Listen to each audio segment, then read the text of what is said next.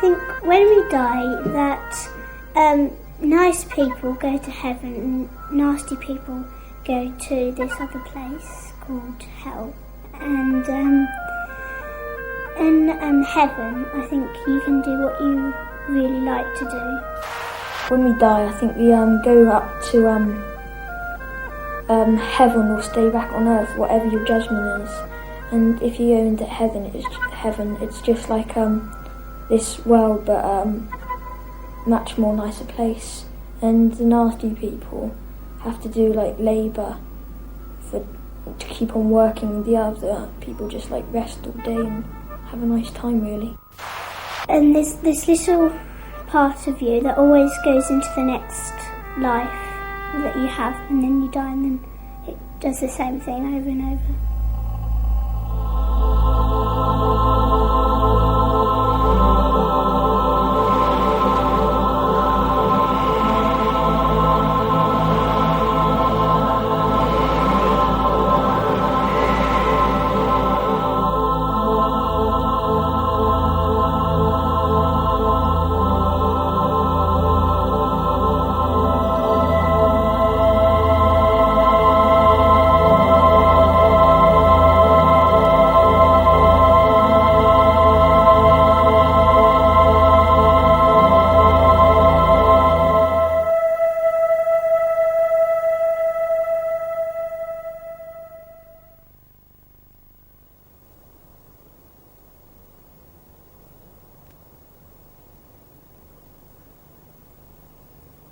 To die, to sleep, no more. And by a sleep to say we end the heartache and the thousand natural shocks that flesh is heir to. 'Tis a consummation devoutly to be wished. To die, to sleep, to sleep,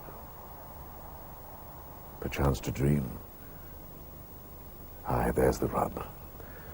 For in that sleep of death, what dreams may come when we have shuffled off this mortal coil, must give us pause. So many of us tend to think of death as the end of all we know and are, when it is merely a change of condition, a change from one existence to another. Sadly, we in the West usually regard death as the opposite of life. Well, it isn't. It's the opposite of birth. And as surely as we must be born to enter physical life, we must all at some time die. But then what? For whatever we may believe, we must all at some time wonder what is going to happen to us afterwards.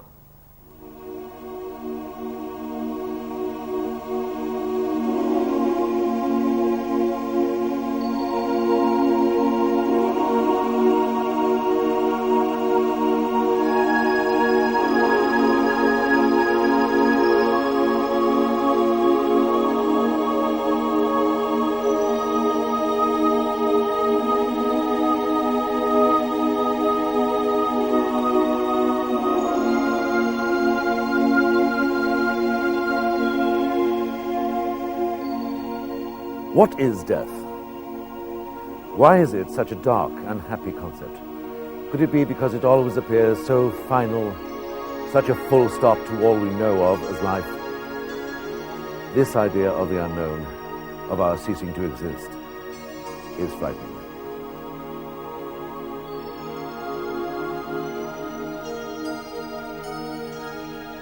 Do not go gentle into that good night. Old age should burn and rave at close of day.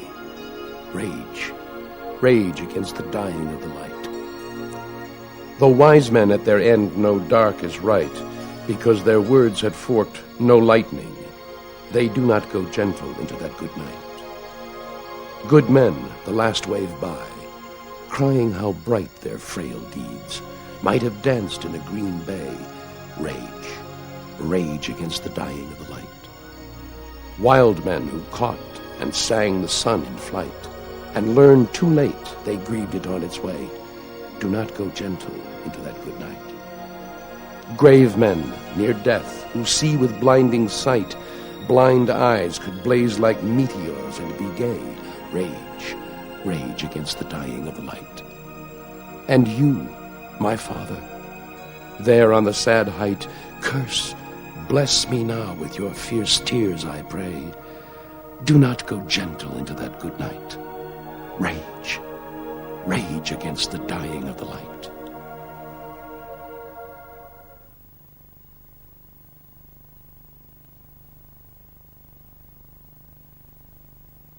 And yet we are continuously fascinated by the subject of death and all we associate with it, from fables to folklore, from ghost stories to resurrections. Most of the ancient cultures believed in some form of survival after death. Even today, most philosophies, views and beliefs seem to have some features in common, like the concept of heaven, though they vary as to whether there is punishment or hell. What is known as the ageless wisdom of the East, on which modern theosophy is based, showed death's place in life and how to approach it, as well as giving us some idea of what happens afterwards. And whatever their differences, this wisdom is the most constantly recurring theme in all religions.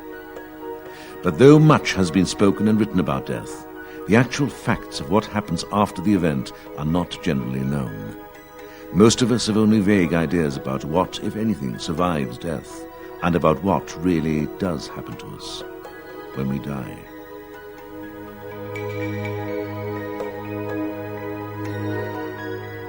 Strong echoes of the ageless wisdom are found in the ancient Egyptians' belief that they would receive immortality after death, bestowed on them by their god Osiris. But the quality of that afterlife would be determined by their behavior while alive, very like the concept of karma, as we'll see. They also believed that their initial survival of death occurred in a double of themselves, echoes here of what we now know as the astral body. This was their ka, as they called it, endowed with all the person's good and bad qualities. In this vehicle, they believed they could eat, drink, and enjoy the odor of incense. They were obsessed with death, as the sheer size of their awe-inspiring funerary monuments shows.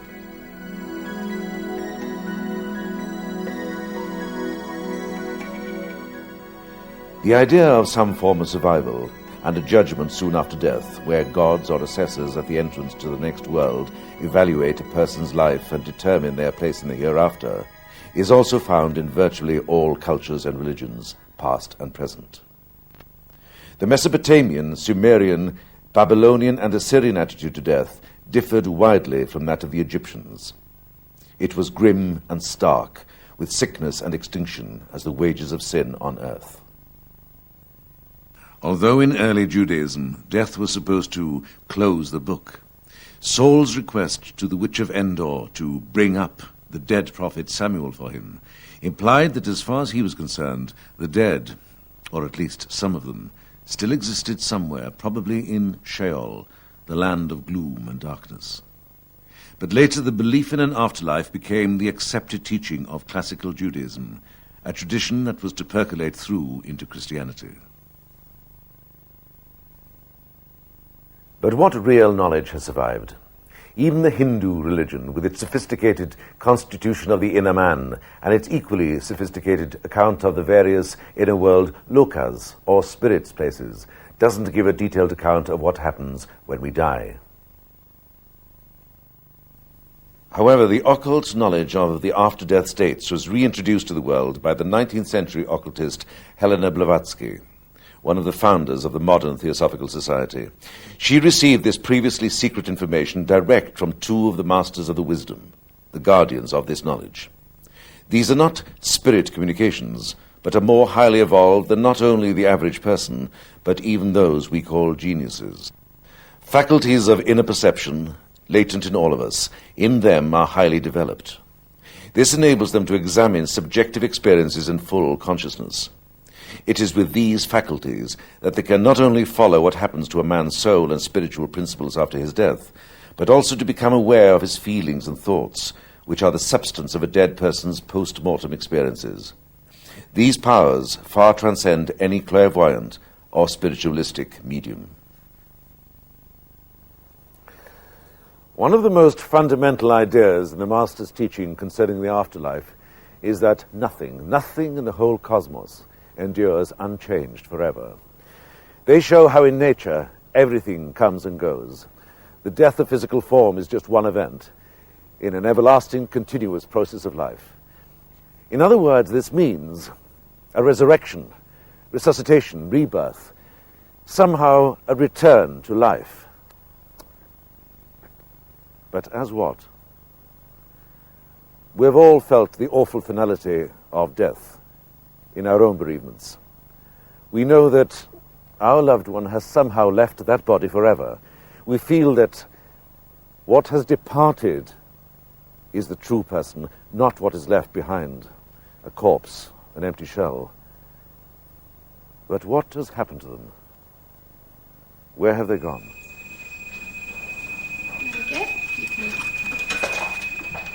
From the oldest cultures to the latest observations from intensive care units, human death is seen as an instant, irreversible process, signified by the loss of capacity to breathe and the loss of brainstem function. As the seat of consciousness during physical life is in the brain, if this is not functioning, there can be no meaningful activity of the cerebral hemispheres. In other words, no physical consciousness, thoughts, feelings, or social interaction with the environment. The capacity for consciousness is perhaps the nearest one can get to providing a biological context to the concept of soul. The occult philosophy is that consciousness must have a vehicle through which to operate, either physical or non-physical. When we die, the physical vehicle ceases to function, but we have non-physical vehicles of consciousness in which we survive this death. As far as a physical body is concerned, when death occurs, breathing ceases and putrefaction begins. The body decays. The Egyptians were concerned that their dead should be able not only to breathe, but to live again. The pyramid texts describe a ceremony called the opening of the mouth. The mouth of the corpse was fixed open, thus enabling breath to pass. For the Hindus, prana, or breath, is again a vital principle. And in the Master's teaching, prana is also essential to our inner vehicles. Before we deal with the question of where we go and what we are when we die, we first have to find out what exactly we are when alive. The most complete answers are to be found in the information that the Masters gave to Madame Blavatsky and her associates. They explained that the basic framework of man, as described by St. Paul, namely body, soul and spirit, is subdivided into 7 constituents or principles. These 7 principles, the constituents of man, have their own associated colors, sounds, states of consciousness, and so on, and these 7 also correspond to the constituent planes of the earth and to planetary characteristics. This is all relevant to the after-death states. We know that everything surrounding us is composed of physical matter, solid, liquid, and gas. But we are only aware of these through our senses, and the organs of these senses can receive only those messages from the outside world to which they can respond, the physical level. But just because you can only listen to AM on your radio doesn't mean FM, long wave, medium wave, and so on aren't being transmitted. The physical level has other principles on different wavelengths, which are vital to its function. These are the astral double and prana, which form a lower triad with the physical. But we can't say that we are merely physical. We feel, we have emotions, like anger and love. We also have mental activities, such as memory, imagination, and thinking. All these are inner activities. And while our minds are separate from our emotions, they are closely related, though distinct, areas of consciousness. The brain, the seat of consciousness in life, is obviously physical, and through it we manifest our thoughts, emotions, and desires. Non-physical in themselves, but all registered in the physical brain through which we become conscious of them.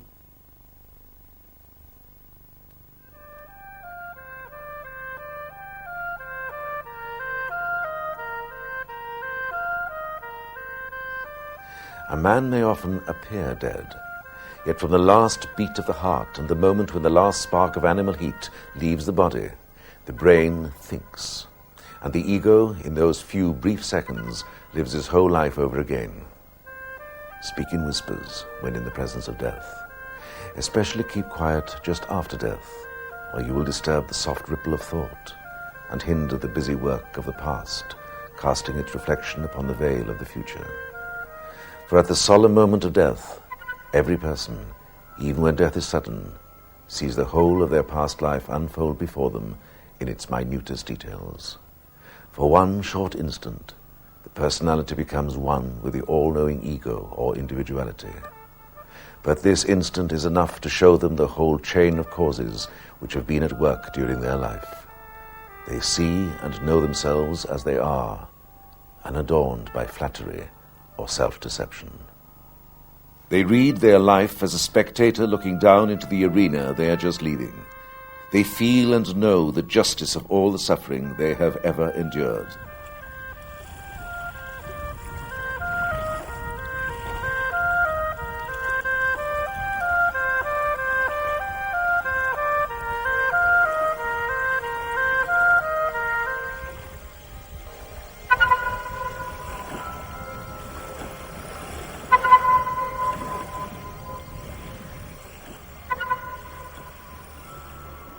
For some of us, the only evidence of survival after death is the seance room, where spirits from the other side appear to communicate.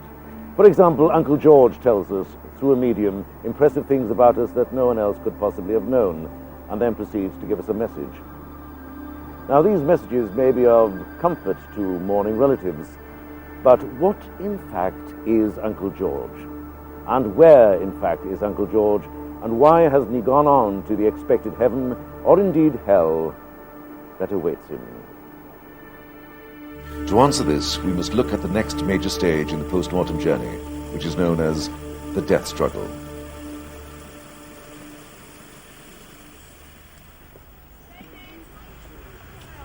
Most people are largely self-centered, a mixture of urges, ambitions, loves, hates, indulgences, weaknesses, and strengths. But all of us have some higher qualities of unselfishness or altruism. And when we express them during our lives, they are recorded as part of the experiences of that life.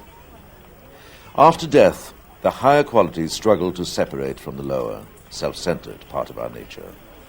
This process is called the death struggle, and during it, the life's experiences are distilled into higher and lower parts. If man is seen as a milk bottle afloat between incarnations, it's like separating the spiritual cream from the milk of ordinary personal experience. The ego attracts the spiritual cream to itself. It can assimilate only that. None of the milk, the baser, non-spiritual aspects can possibly enter it or become part of it. When the bottle is eventually no longer needed, when evaporation and distillation have occurred, it will disintegrate, and the purified essence will become part of the wholeness and oneness of the ocean, the world around it.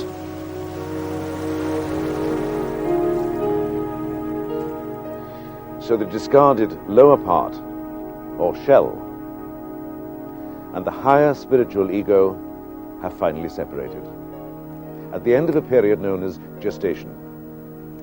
Another review of the life just over takes place, and the second death occurs.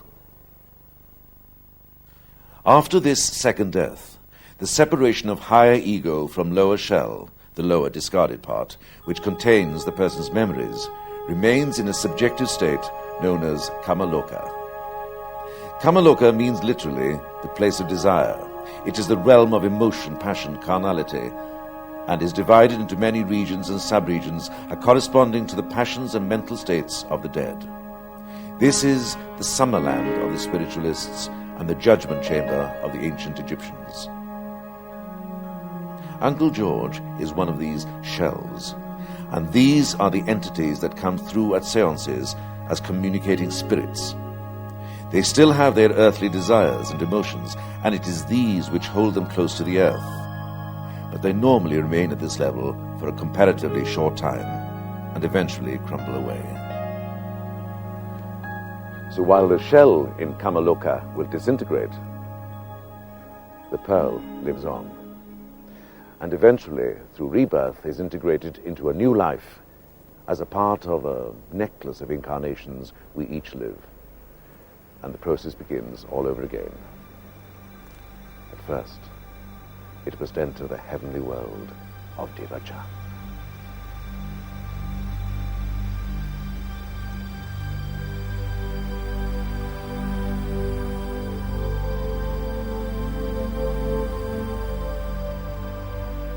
Devachan means the place of the gods, and is the blissful state that the ego enjoys after it emerges from the death struggle and gestation.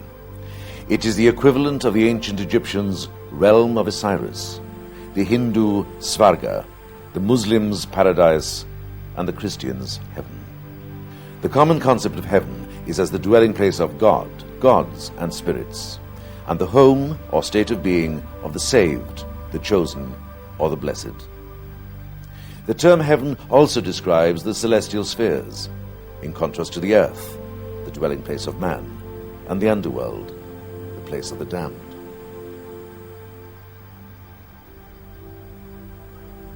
Devachan is a subjective state, wholly conditioned by the spiritual content of the immediate past life on earth. The masters say that we create our own Devachan, mostly during the last days or even moments of our intellectual, sentient lives. In the same way that a baby, through infancy, gradually awakens to the novel surroundings of earth life, so consciousness, and with it a momentary remembrance of our past life, returns slowly as the ego enters the heaven state of Devachan.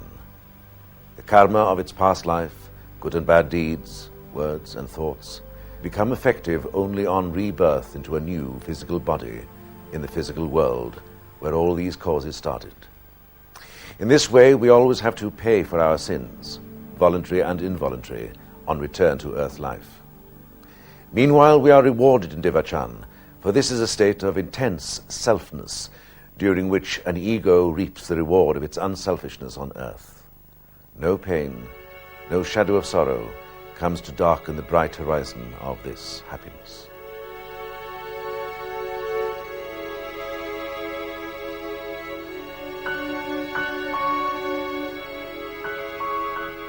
Each of us creates our own Devachan around us like a dream, and for each of us, that perfect dream is reality, where we make for ourselves all we wish to see.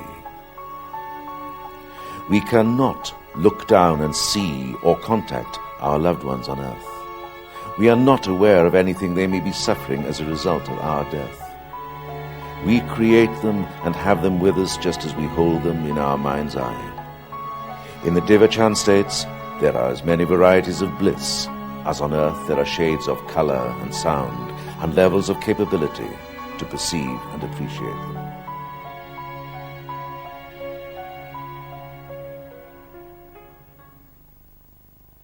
As in physical earth life, there is for the ego in Devachan a life cycle, beginning with a birth and slow emergence into Devachan and ending in a slow decline. But not a death, but a birth into another physical body, a baby on earth. The quality of lives in Devachan and on earth is determined wholly by the law of cause and effect, karma.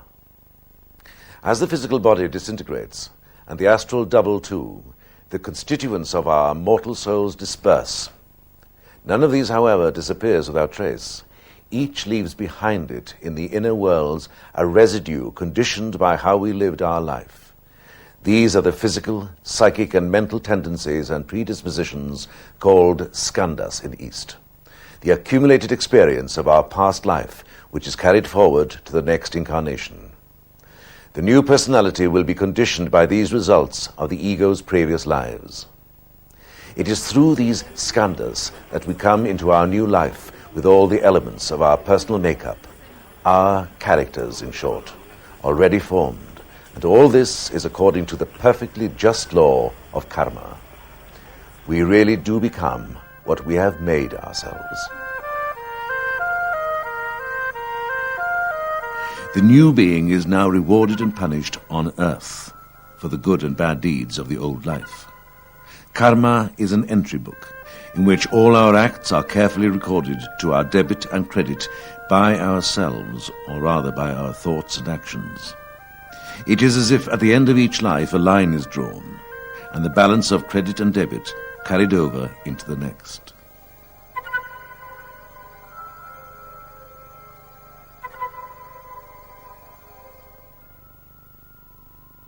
The old me is the true parent of the new me, far more so, in fact, than any mother or father in the flesh.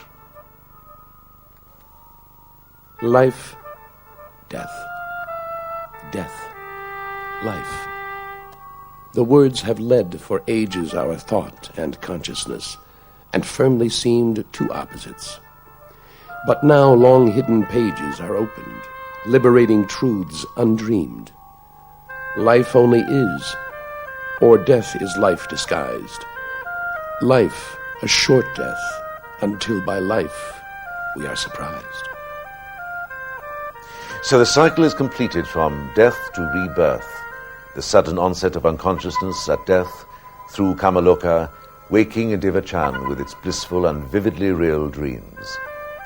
Then the ego subsides back into unconsciousness. And just prior to our rebirth, we have a vision of the new life to come. We eventually wake again as an infant into whatever that new life has in store for us. We start with a ready-made character and some know-how gleaned in past lives, but also with some handicaps, karmic limitations.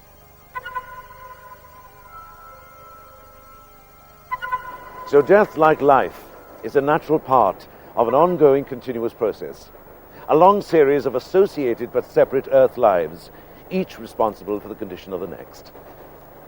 We have seen a full and detailed account of what happens when we die, and we know now that the reason for living, and therefore dying many times, is to work out karma, to gain experience for our long-term evolution and development, until we finally reach the stage of perfection and are freed from the need to reincarnate anymore.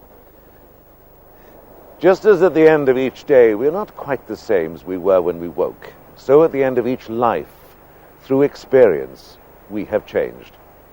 And in this we are each an example of the evolutionary nature of nature herself. She too is on the road to perfection, stage by stage, life by life, learning through experience, growing to fulfillment.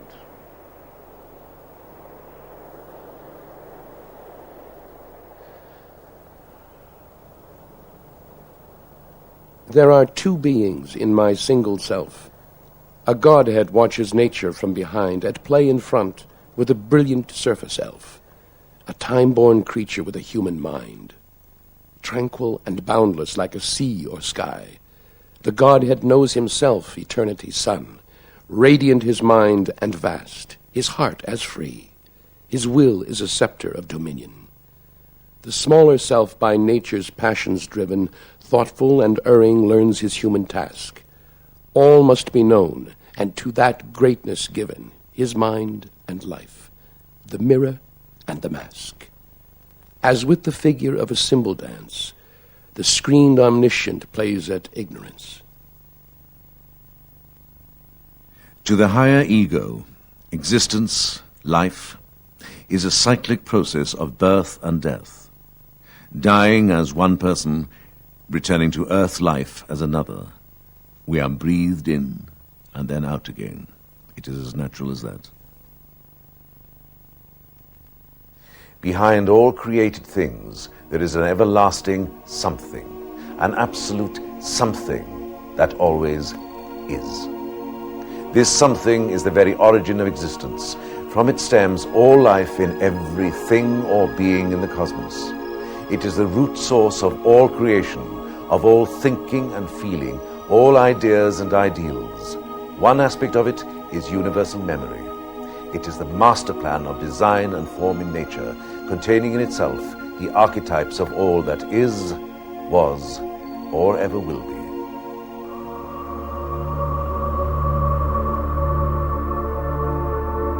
The electron on which forms and worlds are built leaped into being, a particle of God, a spark from the eternal energy split.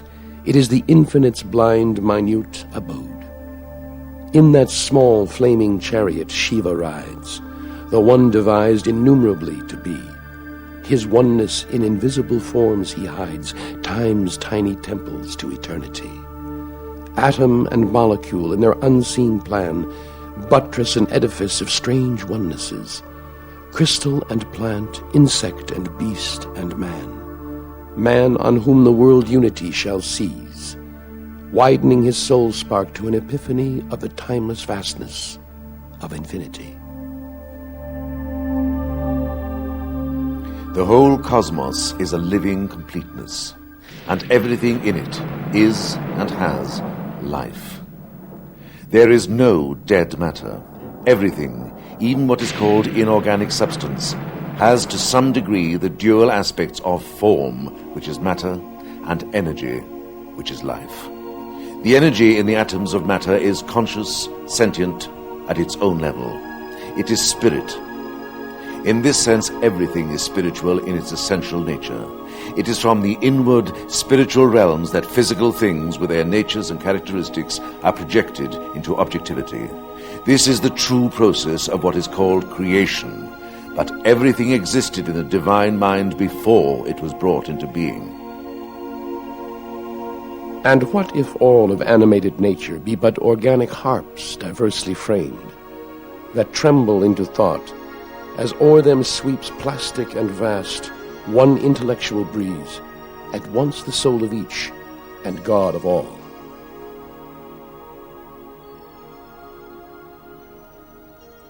For most of us, the most conclusive evidence for survival after death is the experience of those who have been regarded as clinically dead, but who have then recovered and have talked about what happened to them. Hundreds of such cases have been recorded and investigated during recent years.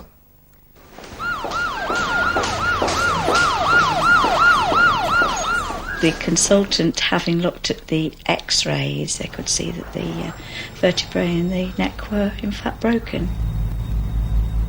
I was waiting to go into the operating theatre. I suddenly realised that I was in fact not still lying on the bed, but I'd moved to being above the bed. I was on the ceiling, but looking down upon myself. I suddenly started to progress down a tunnel. Passed down through the dark part, it then became suddenly golden towards the end, and I suddenly emerged into this absolutely beautiful garden. On my right hand side was my friend Olwen, and she stood there, and she had died about 10 weeks previously. I wasn't at all surprised to see her. She said, it's a super place here, and I said, yeah, I can see that, you know. But then I left her. Why I left her, I don't know. And as I proceeded along the path, again on the right-hand side, stood my father. Now, he'd died 2 years previously. He looked as he used to look before he'd be very ill, big and chubby and round and friendly. And it was wonderful to see him as I remembered him a few years previously. And he equally was very pleased to see me, I pleased to see him, but it didn't seem odd. It was just a meeting, and he said, you know, oh, it's lovely to have you here, Claire. And I said, you know, it's great to be here, Dad. But at this point I thought, oh dear, should I be here? I think that was the thing. I felt that perhaps I couldn't stay with my father at that point. And in fact I said quite apologetically to him, but Dad, I can't stay, I'm sorry. I can't stay with you now. I've got to get back. I've got to get back. The boys need me.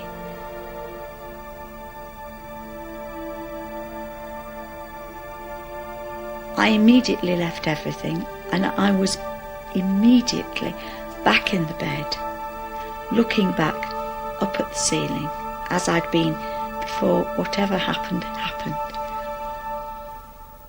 It is only in near-death experiences that we seem to reunite with our loved ones who have died before us. In actual death, this does not happen, as we are unconscious.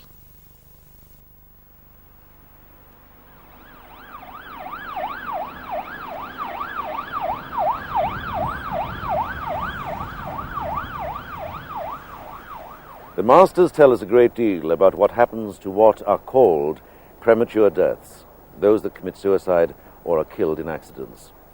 These are the exceptions to the after-death rule, and they have to remain in Kamaloka until the very last moment of what would, karmically, have been the natural duration of their lives. The term accidents means sudden death from all natural causes, earthquakes, cyclones, floods, as well as wars, riots, vehicle crashes, murder, and so on. And it is these cases of premature death that are so important in spirit communications through mediums.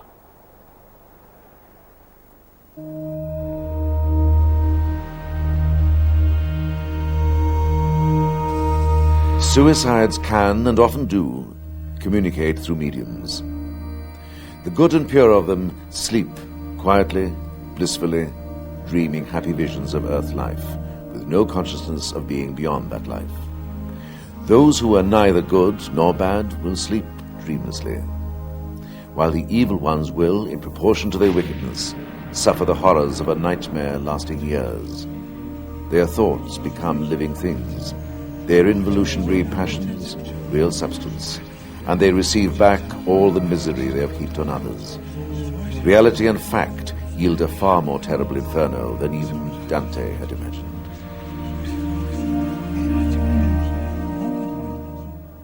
The fate of an accident victim is much kinder. The victim, whether good or bad, was not responsible for his death, even if that death was karmic, retribution for some action in a previous life, and not the direct result of an act deliberately committed by the person during the life in which he happened to be killed. Motive is everything, and we are punished in a case of direct responsibility, never otherwise. For the majority of us, dying is simply a gentle slipping into unconsciousness and entering the heaven worlds. The experience should not be fearful or unpleasant. Nature is very kind to us in this.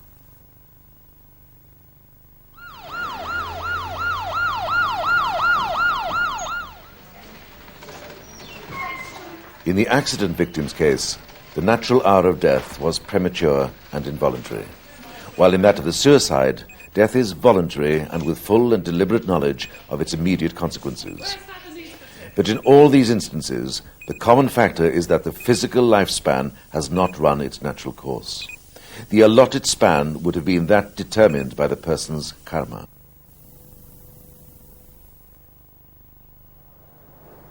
So to recap on suicides and accident victims, both regain some consciousness in Kamaloka, and both can, for a time, communicate with those on Earth through mediums. But usually they are unaware of what is actually happening on Earth, except insofar as they can occasionally use a medium's perceptive faculties. In the case of accidents, the normal Kamalokic experience is not unpleasant, varying between near unconsciousness and vivid but dreamlike memories of Earth. In due course, at the time when death would naturally have occurred, the death struggle and gestation state proceed. In the case of suicides, the after-death state is again determined by the kind of person they were, as is their experience of Kamaloka, until such time as death would normally have occurred. They too are usually unaware of what is happening on Earth.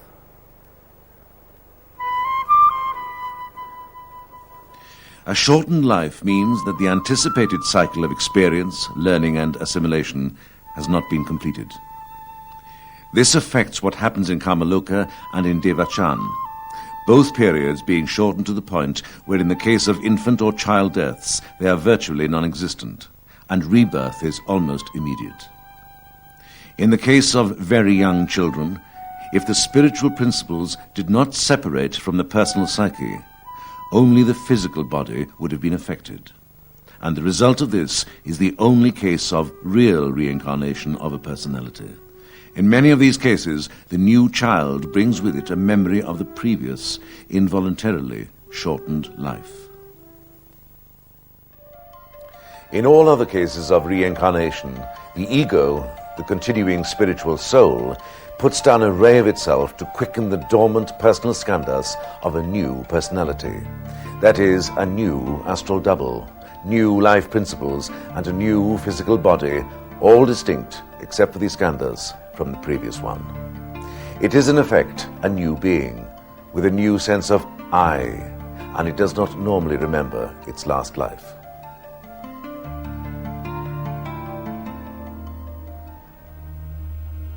Undoubtedly, contact with the dead through a medium has given comfort to many bereaved people, but it is not a practice to be encouraged because of the effect on the dead person's skandhas, which is nearly always detrimental.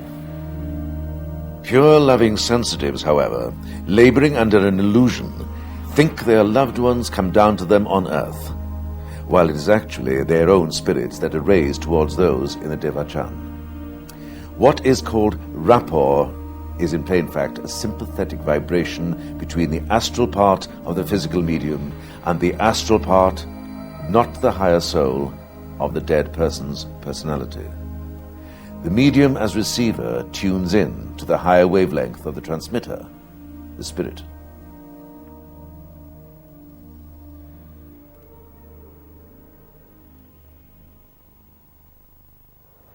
So no Uncle George has ever really returned from the spheres to hold sweet intercourse with mortals. But this shell of a person retains much of the personal memory, habits of thought, and idiosyncrasies that were typical of the late personality. And though it can't itself originate action, its influence is sometimes felt by sensitives reaching higher spheres, and occasionally it can be specifically helpful by way of warning or advice. There are some remarkable stories where such shells, under the right circumstances, have been able to protect loved ones still on earth, and where they have given positive aid and valuable information.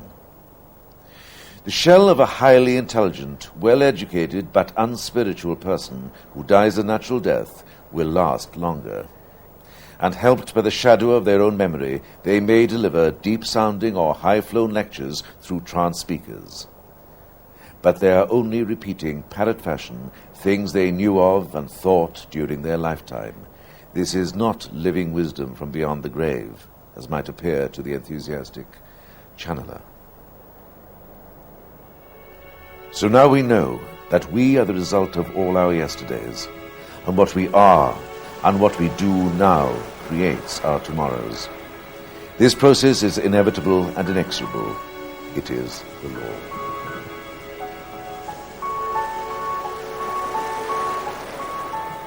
I have become what before time I was. A secret touch has quieted thought and sense. All things by the agent mind created pass into a void and mute magnificence. My life is a silence grasped by timeless hands. The world is drowned in an immortal gaze. Naked my spirit from its vesture stands. I am alone with my own self for space. My heart is a center of infinity, my body a dot in the soul's vast expanse. All being's huge abyss awakes under me, once screened in a gigantic ignorance. A momentless immensity, pure and bare, I stretch to an eternal everywhere. But what is the ultimate purpose of our evolution and immortality, of our many lives and deaths? The ultimate I is the great mystery of existence, the final unknowable. It is said that when we can consciously be that, the indefinable universal I or self, then we know that we are God. There is nothing else. Then we are in the state of nirvana and immortal. We cannot possibly, with our ordinary minds, conceive of immortality in any real terms. It would have to be an existence of unbroken consciousness, not necessarily in terms of any consciousness we now understand, but one running without any breaks through eternity. We are therefore all here on a purposeful evolutionary journey. We are learning first to become properly human instead of largely animal. We are learning to become eventually supermen in every sense, and finally to become gods. Our higher selves are capable of tremendous extension by purification and refinement, and one of the purposes of our living on this earth is to purify the physical and psychic parts of ourselves, to make them proper vehicles to receive and express the unimaginable wonders and powers of the ultimate spirit, to fit us to travel with gods.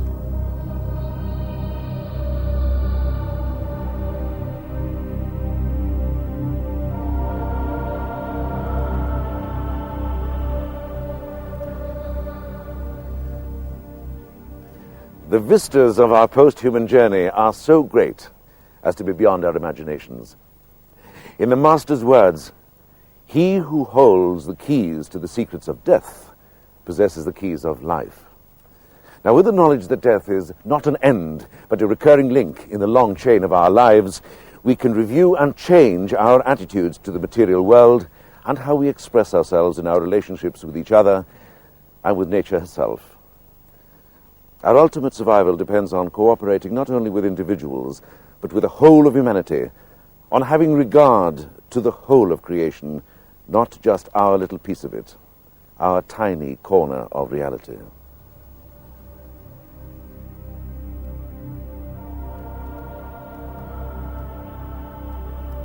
But full understanding of life on this planet has still not been achieved, because of superstition and the fear imposed on us by our religions and institutions.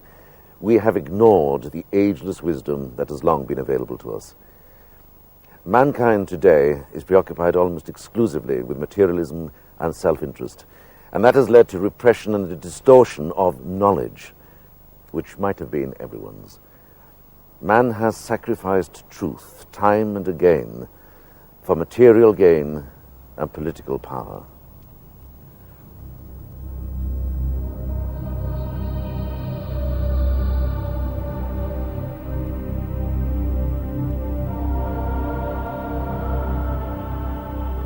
Now, approaching the millennium, the opportunity has again been offered to us to rediscover that wisdom by the restating of eternal truths. Hopefully, this heralds a new age, when we no longer have to blindly accept what was believed by generations past. Now we have the chance of a new beginning in which we can further explore the frontiers of human consciousness.